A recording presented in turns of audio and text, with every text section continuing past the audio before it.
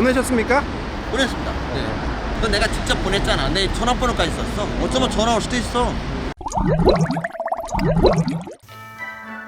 오늘은 뭐 하는 겁니까? 오늘 집필 하신다면서요? 집필. 집필은 뭐 내 삶이죠. 이명박 전 대통령님한테 편지를 쓰는 거지. 그분이 답장을 은근히 해주더라고요. 인싸 이명박 이렇게 해주는데 그 편지가 또 한번 공개되면은 우리 유튜브가 조회수가 오르지 않을까. 조회수 때문에 전 대통령한테 담은 마음 뭐 이런 거 없습니까? 그러니까 마음도 좀 있죠. 당연히 제가 너무 깠어. 사과도 하고 하지만 사과를 갑자기 하는 건 이상하잖아. 조회수도 중요하죠. 5대5로 봐야지. 그래서 오늘 한번 멋지게 내가 또 편지를 잘 써. 제가 여자한테 만나자고 할 때 어떻게 했겠어? 전부 다 편지로. 왜냐면 얼굴 보면 안 만나주니까 편지를 막 한 10통쯤 보내면 한 번 만나줬어요. 언제적 얘기예요? 이거? 대학교 때 이거죠. 근데 한 번만 만나죠 대개는. 그 이상은 없어. 이명박 대통령은 지금 어떤 심정일까요? 감옥에 있을 때는 처음에 부정이야 부정. 말도 안 돼.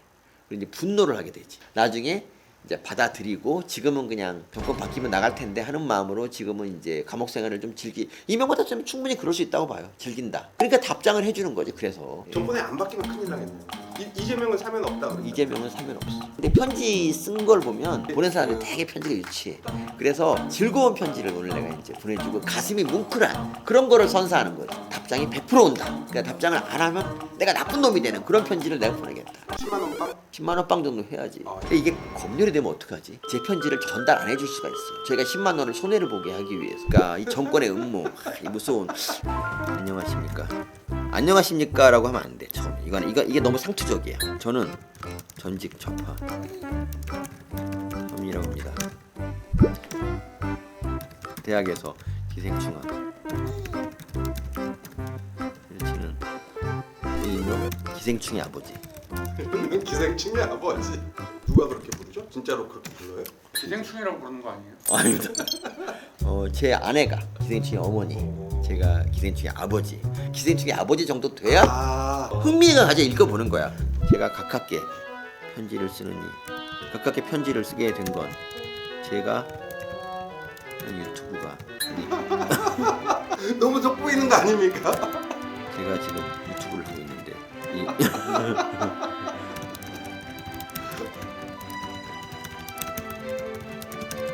마음이 욕심이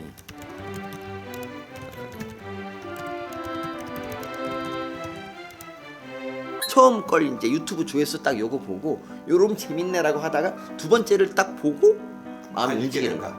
마음이 움직이는 거지 이제. 아 이놈 진짜다. 처음에 반성하고 나중에 유튜브가 나오면 반성이 묻혀버려. 하지만 유튜브 얘기를 잠깐 가볍게 터치하고 좌파가 딱 또 반성한다. 이 얘기를 해서 2009년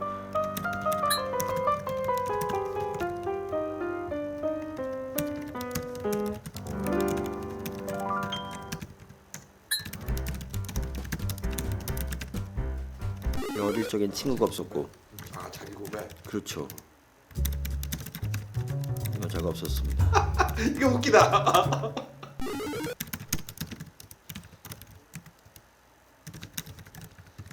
아 정말 그런 느낌, 그 감정이 생기나요? 보통 자기 자신에 대한 확고한 이런 게 있는 사람들은 댓글을 잘 안 봐요. 저 같은 경우는 댓글을 통해서 자신을 인정받으려는 스타일이었죠. 남의 평가에 의존하는 이유는 자기 자신에 대한 확신이 없기 때문이에요. 지금 같은 경우는 댓글을 별로 안 보거든. 조회수를 보죠. 세월이 흘러 문재인 결정입니다. 아 그럴까? 이명박 대통령 재임 시기가 봄이었다 그랬잖아요. 네. 그럼 박근혜 대통령 여름인가요? 여름 정도, 여름 가을 정도 되겠죠. 그 문재인의 겨울. 이재명은 빙하기가 오는 거예요. 그런데 지금 가는 어디 계십니까? 그래서 부탁드립니다. 그렇죠? 이제 곧 겨울이 옵니다.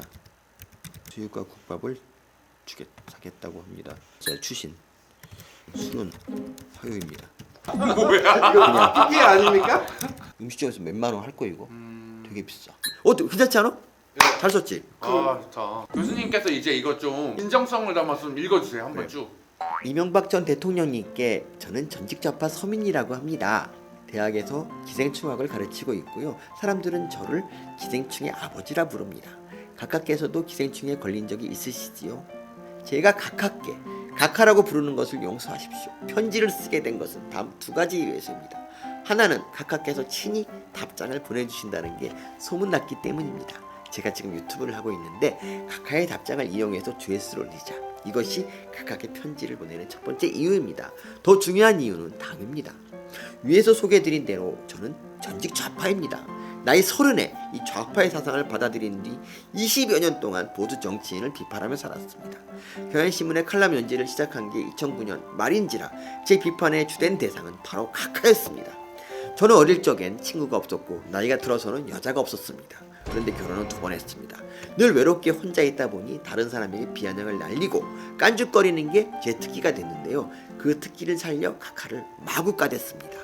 다른 이들이 그 글을 읽고 환호할 때마다 저는 제가 정의의 화신이라도 된 것처럼 좋아했습니다. 따지고 보면 이게 다 좌파들의 선동 탓이었습니다. 예컨대 김어준 등이 하던 낙검수는 각하가 아주 엄청난 비리를 저지른 것처럼 떠들었고 저를 비롯한 우매한 대중들은 그게 다 사실인 양 믿으며 각하를 욕했지요. 4대강 사업과 자원외교, 글로벌 경제위기 등등 이 모든 것이 다 각하의 잘못이라 믿었다니까요. 그래도 의학을 전공했는지라 광우병 시위가 실체가 없다는 것 정도는 알았지만 그 시위가 정권에 타격을 주는 게 신이 나서 침묵했던 건 지금 생각하면 너무도 비겁했습니다. 치다 보니 저란 놈은 인간 말종이네요. 기생충을 연구하다 보니 기생충이 됐다는 세간의 평이 틀리지 않은 것 같습니다. 그러다 문재인 대통령을 겪게 됐습니다. 무능한 데다 뻔뻔스럽기까지 한 현 정권을 보며 저는 24년 좌파 생활을 청산하고 보수가 됐습니다. 문정권을 보면 저는 깨달았습니다. 각하가 참 좋은 대통령이었다는 것을요. 저뿐 아니라 많은 이들이 같은 얘기를 합니다. 꽃이 지고 나서야 그때가 봄이었으면 알았다고. 각하가 재임하던 시절은 우리나라의 봄이었습니다. 4대강은 홍수를 막아주고 농업용수를 제공해주는 좋은 사업이었고 자원외교는 자원민국 대한민국의 살 길이었으며 글로벌 경제위기를 제일 잘 극복한 것은 바로 대한민국이었습니다. 코로나 열등생인 작금의 현실을 보고 일노라면 신종플루 당시 각하의 기민한 대응이 그리워집니다. 그런데 지금 각하는 어디 계십니까? 다스 소송비 대납은 부끄러운 범죄입니다만 각하가 대통령으로 재임하며 우리에게 준 것들에 비하면 그렇게 오래 각하를 감옥에 박아둘 일인지 의아합니다. 이럴 때 쓰라고 대통령에게 준 사명권을 문 대통령은 그놈의 보복시 때문에 안 쓰고 있습니다. 이 정권을 대다수 국민들이 저주하는 건 너무도 당연합니다. 하지만 국민들은 걱정하고 있습니다. 만일 여당 후보인 이재명이 대통령이 된다면 우리나라가 그간 이룬 것들이 모조리 수포로 돌아갈지도 모른다고요. 그래서 부탁드립니다. 내년 3월 9일 있을 대통령 선거에서 보수가 승리하도록 힘을 보태주십시오. 구치소에서 어떻게 선거를 돕냐고 하겠지만 방법은 있습니다. 제 편지, 답장을 주시는 겁니다. 그러면 제가 각하의 메시지를 제 채널뿐 아니라 여러 채널을 통해 방방곡곡에 알리며 보수의 단합을 꾀하겠습니다. 그리고 정권 교체를 꼭 이루어내겠습니다. 이제 곧 겨울입니다. 올해까지만 참으십시오. 정권이 교체된 뒤인 내년 겨울은 보다 따뜻하게 보낼 수 있으실 겁니다. 출소하시면 그리고 각하께서 허락해 주신다면 제가 수육과 국밥을 대접하겠습니다. 그때 제가 드리는 사죄의 술을 받아주십시오. 그날이 빨리 오기를 빌며 건승하십시오. 전직 좌파 서민들인 술은 화요입니다. 그냥 소주가 아니라 아주 맑고 청아한 술이랍니다. 분명히 그렇을 거예요. 아, 대통령님이 이 편지를 읽으면 어떻게 반응할까? 꼭 읽어주시면 좋겠는데. 편지요. 아이, 뭔 편지야? 이명박 전 대통령님께 저는 전직 좌파 서민이라고 합니다.